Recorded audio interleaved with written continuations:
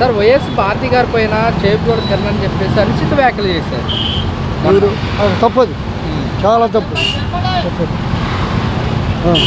తప్పు ఆయన ఆ విధంగా మాట్లాడడం ఇంతవరకు ఇంత మాట్లాడి మేము అనుకోలే. తప్పు చేసిన వాళ్ళు ఎవరైనా ఒకటే దాని శిక్ష ఖచ్చితంగా ఉండాల్సిందే. లేదా క్షమాభిక్ష కూడా ఉండాలా. మరి వాళ్ళు తప్పు మాట చాలా. సీఎం గారు దీన్ని స్పందించి కూడా ఆయన పార్టీ నుంచి సస్పెండ్ చేయడం జరిగింది, తర్వాత అరెస్ట్ చేయడం కూడా జరిగింది.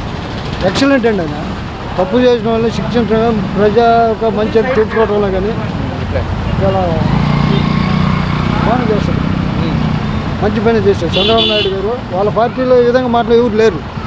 ఇతను ఒక్కడ మరి తెలిసి తెలియక మాట్లాడాడు, బయటపడిపోయాడు. దానికి శిక్ష ఉండాల్సి తప్పది. ఆ వరకే ఉన్నాయి కానీ ఇంట్లో ఆడవాళ్ళని బయట లాక్కరాకూడదు. తప్పదు.